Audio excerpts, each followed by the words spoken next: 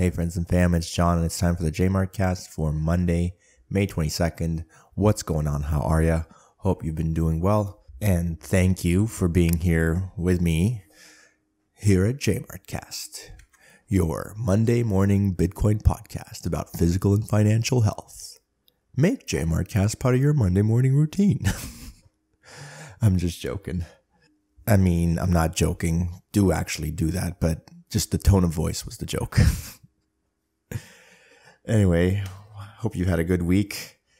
This week I wanted to talk about something I've been thinking about a lot recently, which is injury prevention, as I'm doing a lot of running and getting ready for this half marathon that's going to be happening in October. For injury prevention, there's two things we can consider for parameters that we need to manage for making sure we stay safe and don't get injured. And that is, one is technique, and the second is dose of training.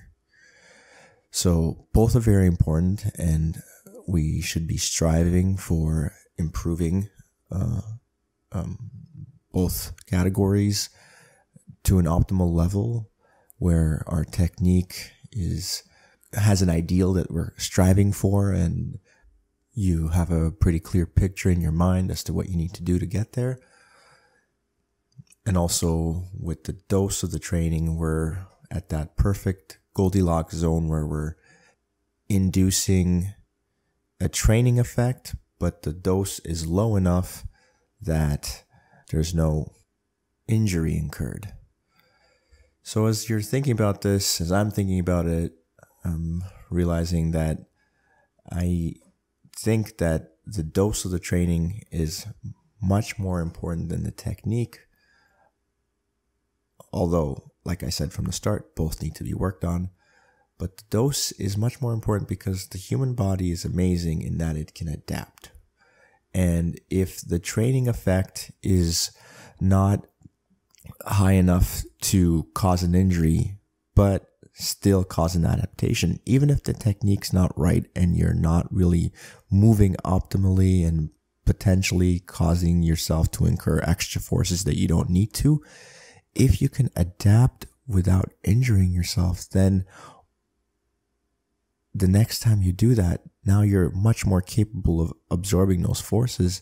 And even though you had bad technique, it all worked out for you because you got the adaptation and now you're better off. Now you can't do that the other way, right? Like, think about it. If you had perfect technique, but because you were feeling real good, maybe you just decided to really push it one day and you had perfect technique, but just like everything, every structure, every tissue has a breaking point. And if you exceed that breaking point, it doesn't matter if you had good technique or not. So yes, technique is important, but if you don't have good technique and you hit the right dose of training, you can still overcome not getting an injury. But it doesn't work the other way. If you've got good technique, but you still overdo it, then sorry. Doesn't matter how you did it.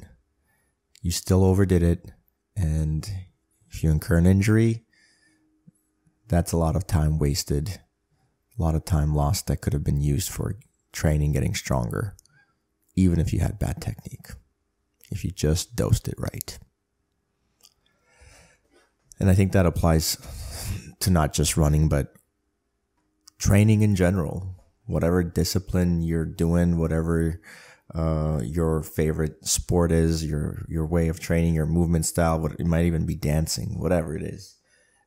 It's still the dose or the amount that you do is much more important than how you do it overall for preventing injuries.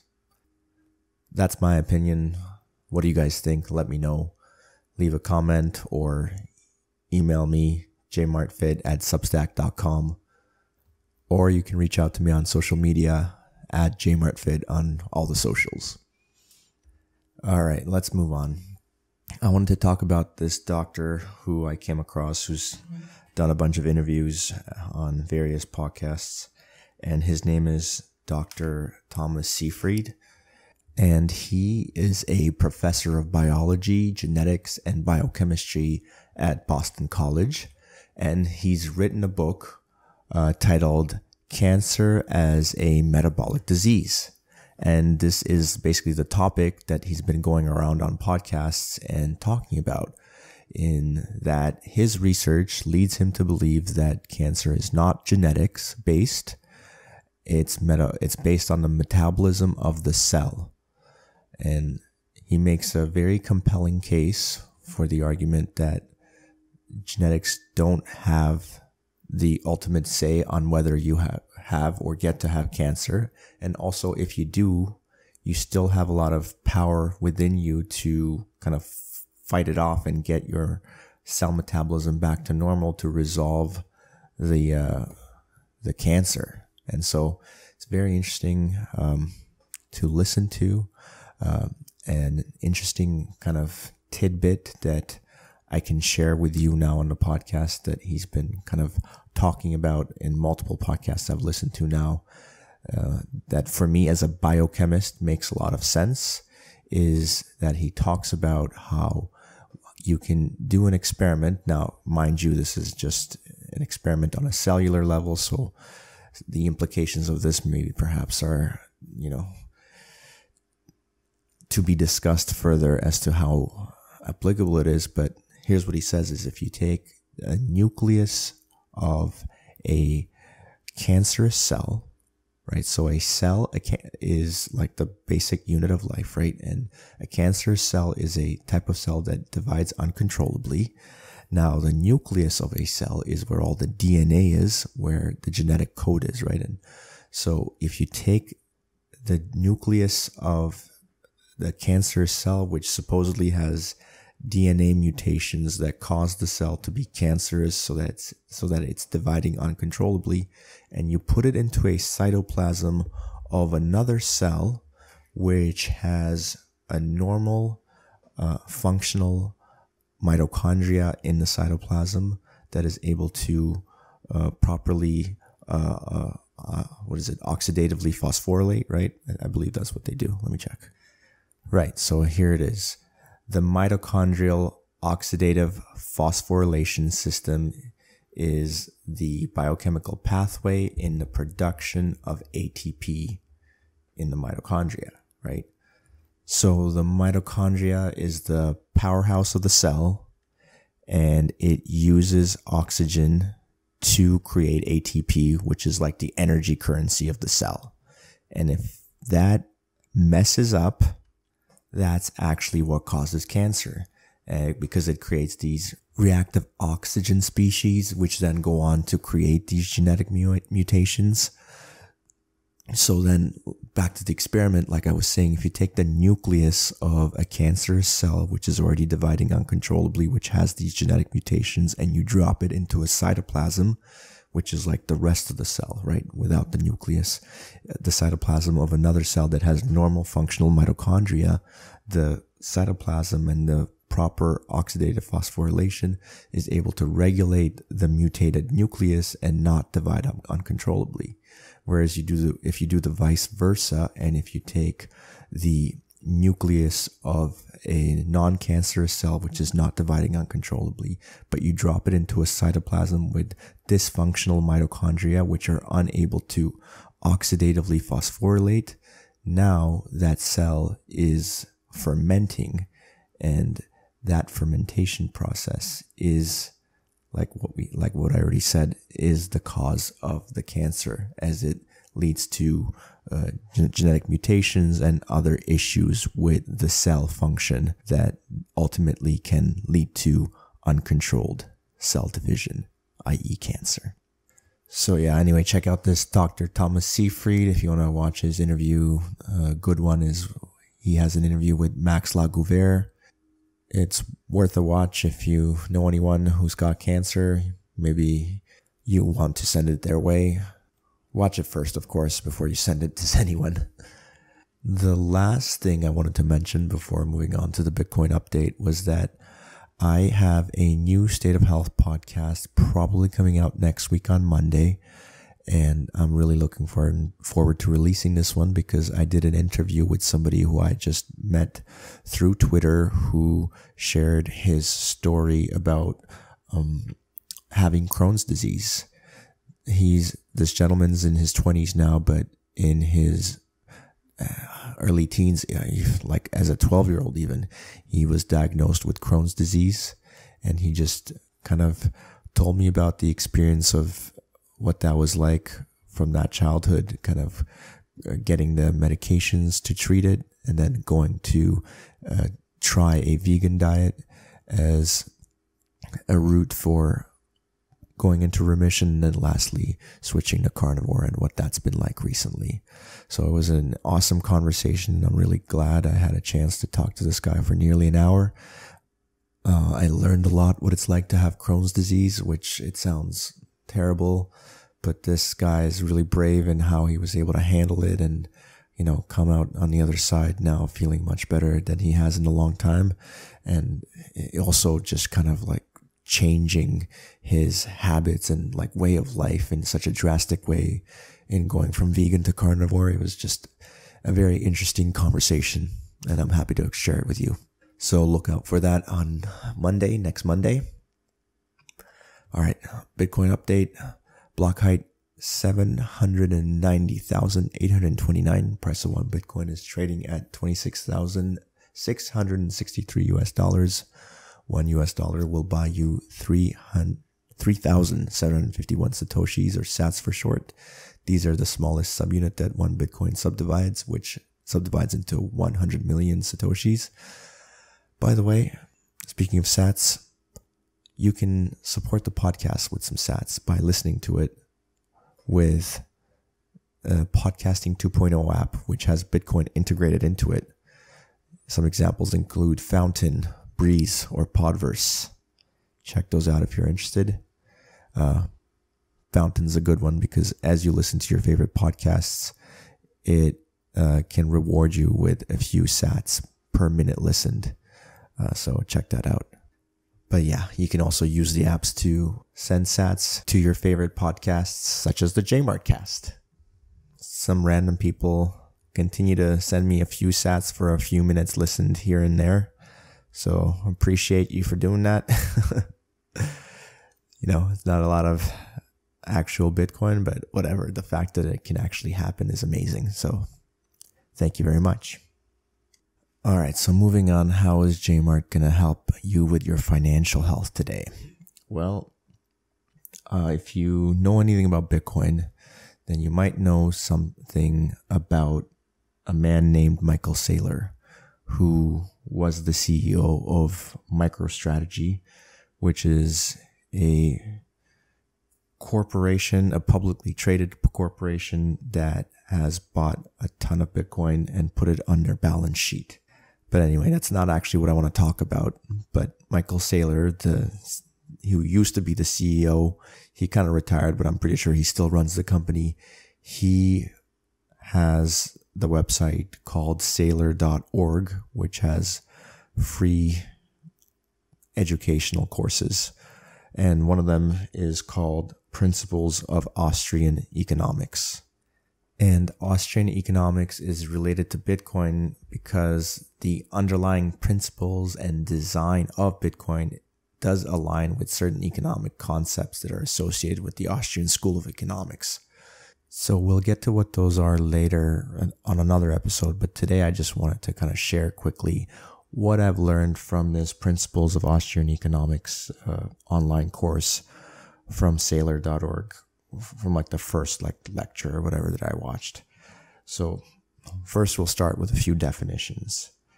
The first definition is, what is a good?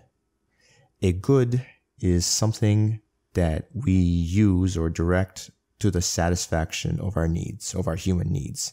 Something that we use to achieve or meet our needs. Like it could be anything, right? You're hungry, an apple could be a good that meets your hunger. Then next we have this distinction between an economic good and a non-economic good. Essentially, scarcity is what delineates these two. So a non-economic good is not scarce, and an economic good is scarce. So a good example that was used in the lecture was air. Air is a good because it satisfies the need for you to breathe so that you stay alive. But there is such a large supply of it, it way outstrips the demand for it. Therefore, it is a non-economic good.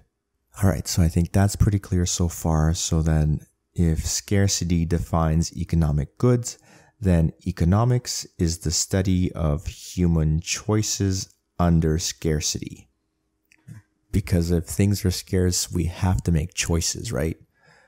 And that brings me to this next concept, which is opportunity cost.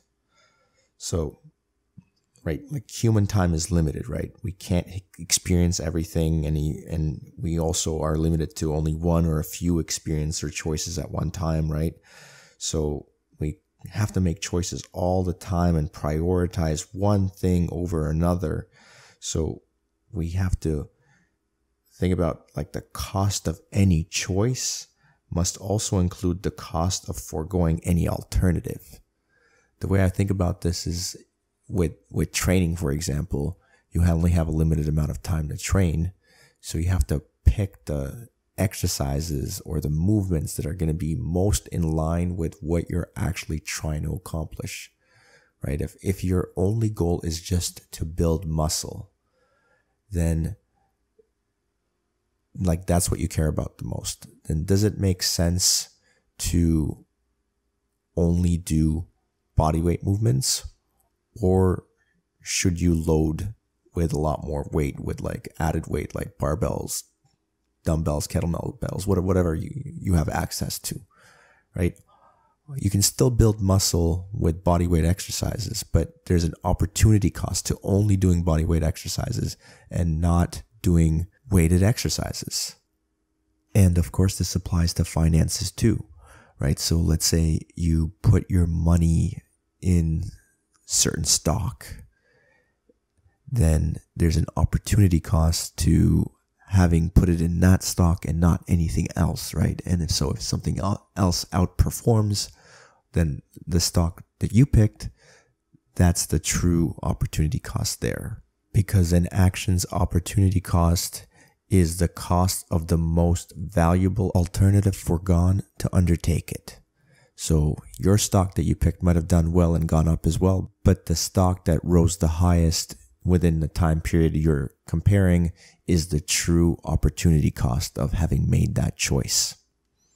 All right, so as we start to understand the meaning of opportunity cost, then we can start to define what it means to economize. So economizing is when we start to realize that goods are things that we use to achieve or meet our needs, then we start to save goods, right? Rationally speaking, we want to save them and we want to keep them in good condition, to keep those properties that help us meet our needs,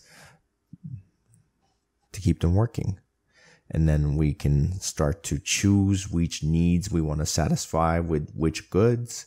And then lastly, we can try to get the best possible result with what goods that we have. So these are the things that we do to economize. Now, the interesting thing is this is all driven by scarcity.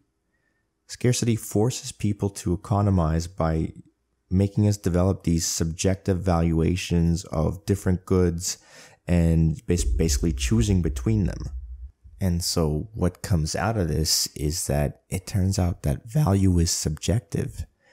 Value is not really something that's inherent in the good, or it's not some sort of property of the good or anything separate from it. It's just some sort of judgment that we make about how important this good might be for satisfying our needs, right? That's what goods are. They help satisfy our needs. And we just make a judgment what our needs are and how valuable this good, how important this good could be to help meet our needs. And so if our needs change, so the value of the thing changes, right? That's why it's subjective, because our needs are always different, or how we achieve our needs change. So value or valuation only exists in the consciousness of people, of men and women, right? So an example that they gave again in the lecture was, think of oil, right?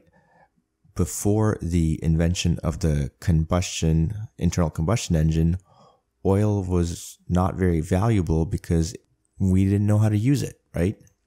We had a human need, right? We needed to move from place to place or transport goods or even, let's say, keep ourselves warm. But the properties that make oil be able to satisfy these needs were not, like, they were there, but they were not known to humans, right? So therefore, we were not able to value them as we do now. So that was a really good example, and I think really cements home the point that value is subjective. And this point that value is subjective is a hallmark of Austrian economics. And of course, the course is called the Principles of Austrian Economics. So it makes sense that the first lesson they had was about this aspect of it, that value is subjective. So I think I'll leave you with that. Think on that. What do you think about that statement? Is value subjective to you or is it not? Let me know in the comments or reach out on social media at JMARTFit. And with that, we've reached the end of the podcast. Thank you for listening. Love you all. Have a great week. Stay active. Be grateful. JMART out.